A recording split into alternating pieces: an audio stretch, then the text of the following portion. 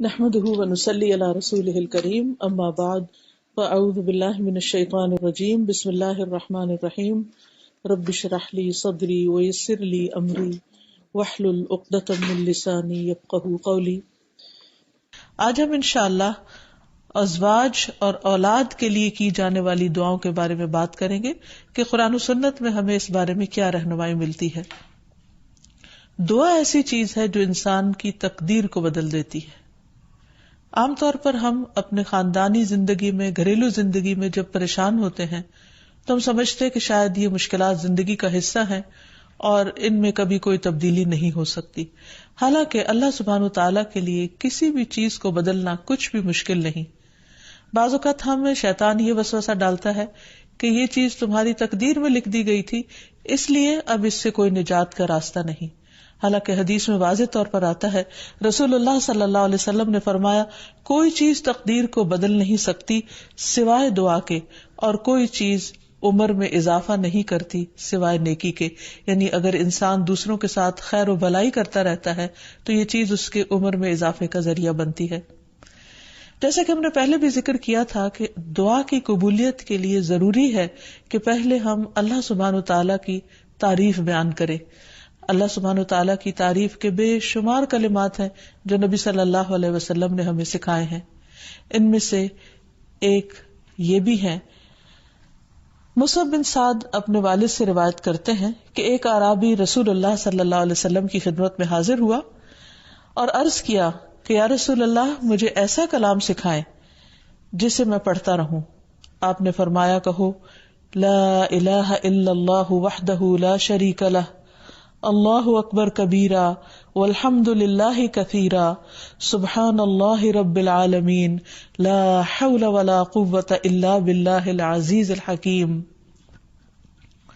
اللہ کے سوا کوئی الہ نہیں، وہ اکیلا ہے، اس کا کوئی شریک نہیں، اللہ سب سے بڑا ہے، بہت بڑا، اور تمام تعریفیں اللہ کے لیے ہیں، بہت زیادہ پاک ہے اللہ جو تمام جہانوں کا رب ہے، نہیں کوئی برائی سے بچنے کی ہمت اور نیکی کرنے کی قوت سوائے اللہ کے جو بہت زبردست حکمت والا ہے۔ تو بات یہ ہے کہ جب بھی ہم اپنے خاندانی حالات، گھریلو زندگی، اپنے ازواج یا اولاد کے سلسلے میں کچھ بھی پریشان ہو تو اللہ سبحانہ وتعالیٰ سے خوب خوب دعا کریں، اور دعا سے پہلے اللہ تعالیٰ کی حمد و ثنا بیان کریں۔ جہاں تک ازدواجی زندگی کا تعلق ہے تو اللہ سبحانہ وتعالیٰ نے شوہر اور بیوی کا رشتہ باہم ایک دوسرے سے سکون حاصل کرنے کے لیے بنایا ہے، اور اگر گھریلو زندگی میں دونوں کے درمیان سکون ہی نہ ہو، کوئی خوشی ہی نہ ہو، باہم محبت اور رحمت ہی نہ ہو تو زندگی ویران ہو کر رہ جاتی ہے۔ اللہ سبحانہ وتعالیٰ قرآن مجید میں شادی کی حکمت کو بیان کرتے ہوئے فرماتے ہیں، وَمِنْ آيَاتِهِ أَنْ خَلَقَ لَكُم مِّنْ أَنفُسِكُمْ أَزْوَاجًا لِتَسْكُنُوا إِلَيْهَا وَجَعَلَ بَيْنَكُم مَّوَدَّةً وَرَحْمَةً إِنَّ فِي ذَلِكَ لَآيَاتٍ لِقَوْمٍ يَتَفَكَّرُونَ۔ اور اس کی نشانیوں میں سے ایک یہ ہے کہ اس نے تمہاری ہی جنس سے تمہارے لیے بیویاں پیدا کی تاکہ تم ان کے پاس سکون حاصل کرو، اور تمہارے درمیان محبت اور رحمت پیدا کر دی۔ غور و فکر کرنے والوں کے لیے اس میں کئی ایک نشانیاں ہیں، یعنی اللہ سبحانہ وتعالیٰ نے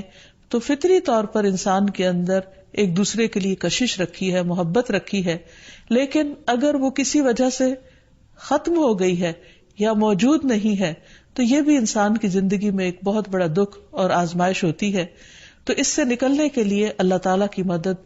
اور اس کا سہارا لینا چاہیے، اور کسی بھی غلط قسم کے کام سے بچتے ہوئے اللہ تعالیٰ سے عاجزی کے ساتھ گڑ گڑا کر اس رشتے کی محبت اور خوشی کے لیے دعائیں کرنی چاہیے۔ پہلی بات تو یہ ہے کہ شادی سے پہلے ہمیں اسلام نے اچھے رشتوں کے انتخاب کا ایک معیار دیا ہے۔ مثلاً شوہر کے انتخاب کے لیے جو ہمیں حدیث ملتی ہے اور نبی صلی اللہ علیہ وسلم نے جو کرائیٹیریا دیا ہے اس میں آتا ہے کہ اگر تمہارے پاس کوئی ایسا شخص نکاح کا پیغام بھیجے جس کے دین اور اخلاق سے تم مطمئن ہو تو اس سے اپنی بیٹی کا نکاح کر دو، اگر ایسا نہیں کرو گے تو زمین میں فتنہ اور زبردست فساد برپا ہوگا۔ تو اس حدیث سے یہ پتہ چلتا ہے کہ شادی سے پہلے انسان کو ضرور یہ دیکھنا چاہیے کہ جہاں وہ اپنی بیٹی کو بیاہ رہا ہے اس شخص کا اخلاق، کردار، مزاج کس قسم کا ہے. یعنی محض کسی دنیاوی فائدے یا کسی کے مال یا بظاہر زینت اور رونق کو دیکھ کر شادی نہیں کرنی چاہیے، بلکہ دین کو معیار بنانا چاہیے. پھر اسی طرح لڑکی کے انتخاب میں بھی جو بات ہمیں بتائی گئی وہ یہی کہ لڑکی سے 4 چیزوں کی بنیاد پر شادی کی جاتی ہے، لیکن نبی صلی اللہ علیہ وسلم نے جو خاص طور پر تلقین کی وہ یہ ہے فَاظْفِرْ بِذَاتِ الدِّینِ تَرِبَتْ یَدَاک، کہ تم دین والی کا انتخاب کرو، تمہارا بھلا ہو. یعنی لڑکی بھی نیک ہو، اللہ تعالیٰ سے ڈرنے والی ہو. اسی لیے ہم دیکھتے ہیں کہ خطبہ نکاح کے اندر اللہ سبحانہ و تعالیٰ 3 آیات میں 4 دفعہ اللہ کے تقوی کا حکم دیتے ہیں، کیونکہ جب تک انسان اللہ تعالیٰ سے نہیں ڈرتا اس وقت تک انسان انسانوں کے حقوق صحیح طور پر ادا نہیں کر سکتا. ایک اور حدیث میں بھی نبی صلی اللہ علیہ وسلم نے نیک عورت کو دنیا کی بہترین متاع قرار دیا. فرمایا دنیا فائدہ اٹھانے کی چیز ہے اور دنیا کی بہترین متاع نیک عورت ہے. یعنی کسی بھی مرد کی سب سے بڑی خوش قسمتی یہ ہو سکتی ہے کہ اسے جو شریک حیات ملے وہ نیک ہو، با اخلاق ہو اور خاندان کو بنانے والی ہو، رشتہ داریوں کو جوڑ کر رکھنے والی ہو. لہٰذا اس سلسلے میں اگر ہم نکاح سے پہلے ہی اللہ سبحانہ وتعالیٰ کے احکامات کو مد نظر رکھیں تو بہت سے مسائل سے بچ سکتے ہیں. رشتے کے انتخاب کے بعد نکاح کرنے سے پہلے استخارہ کرنے کا بھی حکم دیا گیا. استخارہ دراصل کیا ہے کہ انسان اللہ تعالیٰ سے خیر مانگتا ہے کہ یا رب اگر اس جوڑ میں بھلائی ہے، خیر و برکت ہے تو اس کام کو ہمارے لیے آسان کر دے، اور اگر خیر و بھلائی کہیں اور ہے تو ہماری رہنمائی اس طرف کر دے. استخارے کی باقاعدہ دعا نبی صلی اللہ علیہ وسلم نے سکھائی ہے، اور صحابہ کہتے ہیں کہ آپ ہمیں قرآن کی سورت کی طرح یہ دعا سکھایا کرتے تھے. ہمیں بھی اس دعا کو یاد کر لینا چاہیے، نہ صرف یہ کہ شادی اور نکاح بلکہ دیگر مواقع پر بھی جب انسان زندگی میں کوئی اہم فیصلے کرنے جا رہا ہو تو اس دعا کو ضرور پڑھ لے. پھر یہ کہ نکاح ہونے کے بعد بھی انسان خواہ بظاہر حالات درست بھی کیوں نہ ہوں، باہم ایک دوسرے کے ساتھ محبت اور ایک دوسرے کی خیر و بھلائی کی دعائیں مانگتا رہے. اس سلسلے میں جو ہمیں ایک بہترین دعا قرآن مجید میں سکھائی گئی ہے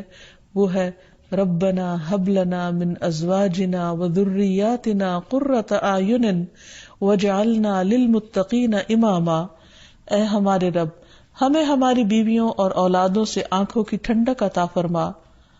اور ہمیں متقین کا امام بنا. یعنی ہماری جو آئندہ نسل ہو یا جو ہماری آئندہ جنریشنز ہو وہ نیک ہوں، خدا خوفی رکھنے والی ہوں.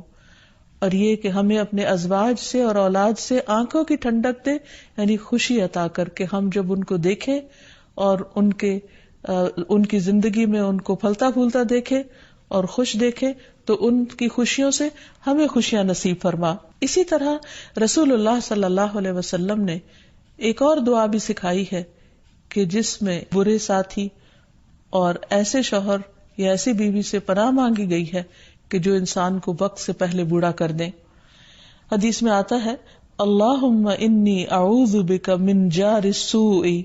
ومن زوج تشیبنی قبل المشیب. اے اللہ، میں تیری پناہ طلب کرتا ہوں برے پڑوسی سے اور ایسے ساتھی سے جو مجھے بڑھاپے سے پہلے بوڑھا کر دے. یعنی اس کے بد اخلاقی اور اس کے برے کردار یا اس کی طرف سے ملنے والی اذیتوں سے انسان اپنی صحت کو کھو دے یا اس کی جان کو روگ لگ جائے. تو ایسے صورت میں بھی دعا سکھائی گئی ہے اور اس کو پڑھتے رہنا چاہیے، کیونکہ شیطان کا سب سے پسندیدہ کام یہی ہے کہ وہ شوہر اور بیوی کے درمیان اختلاف پیدا کرے اور ان دونوں کو باہم ایک دوسرے سے جدا کرے یا ایک دوسرے کے لیے باعث اذیت بنا دے. ایک انسان کے پاس اگر دنیا بھر کی دولت بھی ہو اور اگر وہ انتہائی کامیاب انسان ہو لیکن اس کے گھر میں سکون نہ ہو، اس کے گھر میں خوشی نہ ہو، یا جو سب سے قریبی ساتھی ہے اس کے ساتھ اس کی نہ بنتی ہو، تو انسان کے لیے ایک بہت بڑی آزمائش ہے. تو اس لیے انسان کو ہمیشہ چوکنا رہنا چاہیے انسانی شیطانوں سے بھی اور جناتی شیطانوں سے بھی کہ وہ اس رشتے کے اندر کسی قسم کا کوئی خلل پیدا کرے. اسی طرح ازواج کے علاوہ اولاد کے لیے بھی ہمیں قرآن و سنت میں دعائیں سکھائی گئی ہیں اور ان کا بھی اہتمام کرنا چاہیے. انسان اپنی زندگی میں اپنی بہترین کمائی اپنی اولاد ہی کو سمجھتا ہے، اور انسان اپنی زندگی کا بہترین سرمایہ اپنی اولاد پر خرچ کرتا ہے، اور اپنے بعد بھی ان کے لیے ہر طرح کی راحتیں اور نعمتیں چھوڑ کر جانا چاہتا ہے. لیکن اگر اولاد نیک ہو تو وہ والدین کے لیے صدقہ جاریہ بھی بنتی ہے، اور والدین کے خون پسینے کی کمائی کو ان کی زندگی میں اور ان کی زندگی کے بعد بہترین جگہوں پر استعمال کرتی. لیکن اگر اولاد بگڑی ہوئی ہو تو زندگی میں بھی انسان کے لیے اذیت اور عذاب ہے، اور بعد میں بھی اس کے مال کو ضائع کرنے والی ہوتی ہے اور اس کے لیے بدنامی کا سبب بنتی ہے. اس لیے خصوصی طور پر اولاد کے لیے دعائیں کرتے رہنا چاہیے. نبی صلی اللہ علیہ وسلم نے فرمایا 3 قسم کے لوگوں کی دعائیں قبول ہوتی ہیں اور ان کی قبولیت میں کوئی شک و شبہ نہیں: مظلوم کی دعا، مسافر کی دعا، اور والد کی دعا اپنی اولاد کے لیے. یعنی جب باپ اپنے بچوں کے لیے دعا کرتا ہے تو وہ دعا بھی قبول ہوتی ہے. اسی طرح نبی صلی اللہ علیہ وسلم نے اس بات سے بھی منع کیا کہ کوئی اپنی اولاد کے خلاف دعا کرے یا اس کو بد دعا دے، کیونکہ وہ بھی قبول ہو جاتی ہے اور پھر انسان کے لیے پریشانی کا باعث بنتی ہے. اس سلسلے میں نبی صلی اللہ علیہ وسلم نے فرمایا: اپنی اولاد کو بد دعا نہ دو، ایسا نہ ہو کہ وہ اللہ کی طرف سے قبولیت کی گھڑی ہو اور وہ تمہارے لیے قبول کر لے. اور اگر انسان کی ایسی دعا قبول ہو جائے تو پھر انسان کے لیے سخت پریشانی کا باعث ہو سکتی ہے یہ بات. پھر اسی طرح یہ ہے کہ اگر کسی کی اولاد نہ ہو تو اس کے لیے بھی دعا سکھائی گئی ہے، اور وہ دعا ابراہیم علیہ السلام کی دعا ہے جس میں وہ کہتے ہیں: رب ہب لی من الصالحین، اے میرے رب مجھے نیک اولاد عطا فرما، صالح لوگوں میں سے عطا فرما. فبشرناہ بغلام حلیم، تو ہم نے اسے ایک بردبار بیٹے کی بشارت دی. یعنی اللہ سبحانہ وتعالیٰ نے ان کی دعا سن لی، اور یہ دعا بہت عرصے کے بعد سنی گئی تھی لیکن بہرحال سن لی گئی. ابراہیم علیہ السلام اللہ کے دوست تھے اور مستجاب الدعوات تھے، ان کی دعائیں قبول ہوتی تھی. لیکن یہاں یہ بات بھی پتہ چلتی ہے کہ دعا کی قبولیت کا مطلب یہ نہیں کہ جس وقت انسان منہ سے کوئی بات نکالے اسی وقت پوری ہو جائے. اس کی پورے ہونے میں بعض اوقات کئی سال گزر سکتے ہیں، جیسے ہم دیکھتے ہیں یوسف علیہ السلام کے واقعے میں، ابراہیم علیہ السلام اور دیگر پیغمبروں کے سلسلے میں. اور پھر ہم اس بارے میں یہ بھی دیکھتے ہیں کہ جس طرح ابراہیم علیہ السلام کی دعائیں قبول ہوئی تو انہوں نے اپنے رب کا اس پر شکر بھی ادا کیا اور فرمایا: الحمد للہ الذی وہب لی علی الکبر اسماعیل و اسحاق ان ربی لسمیع الدعاء، کہ اللہ کا شکر ہے جس نے مجھے بڑھاپے میں اسماعیل اور اسحاق جیسی اولاد دی، بلا شبہ میرا پروردگار دعائیں سننے والا ہے. اور حقیقت یہ ہے کہ اللہ تعالیٰ پیغمبروں کی بھی سنتا ہے اور پیغمبروں کے علاوہ باقی لوگوں کی بھی دعائیں سنتا ہے. اس لیے اولاد کی طرف سے کبھی بھی مایوس نہیں ہونا چاہیے، نہ ہونے کی شکل میں بھی اور ہونے کے بعد ان کی نیکی اور خیر اور بھلائی کے سلسلے میں بھی. اور اس میں ہم دیکھتے ہیں کہ زکریا علیہ السلام کی بھی اولاد نہیں تھی تو وہ بھی بڑھاپے تک مایوس نہیں ہوئے اور دعا مانگتے رہے. اور اس سلسلے میں آتا ہے کہ وہ جب دعا مانگتے تو کہتے: رب ہب لی من لدنک ذریۃ طیبہ انک سمیع الدعاء، کہ اے میرے پروردگار تو مجھے اپنے پاس سے نیک اور پاکیزہ سیرت اولاد عطا فرما، تو ہی دعا کا سننے والا ہے. یعنی پیغمبر ہمیشہ صرف اولاد کی دعا نہیں کرتے بلکہ نیک اولاد کی دعا کرتے ہیں. اولاد کا ہونا اللہ سبحانہ وتعالیٰ کا ایک بہت بڑا انعام اور بندے پر بہت بڑا احسان ہے. اسی لیے ہم دیکھتے ہیں کہ اولاد انسان کے لیے اگر نیک ہو تو راحت، رحمت، آرام اور چین اور آنکھوں کی ٹھنڈک کا ذریعہ ہوتی ہے. نبی صلی اللہ علیہ وسلم حضرت حسن اور حسین کو اپنے پھول کہا کرتے تھے کہ یہ دونوں میری دنیا کے پھول ہیں. ایک اور حدیث سے ہمیں پتہ چلتا ہے کہ اولاد انسان کی بہترین کمائی ہے. فرمایا: ان اولادکم من اطیب کسبکم، تمہاری اولاد تمہاری سب سے بہترین کمائی ہے، بس اپنی اولاد کی کمائی میں سے کھاؤ. یعنی وہ انسان کے لیے حلال ہے، جائز ہے.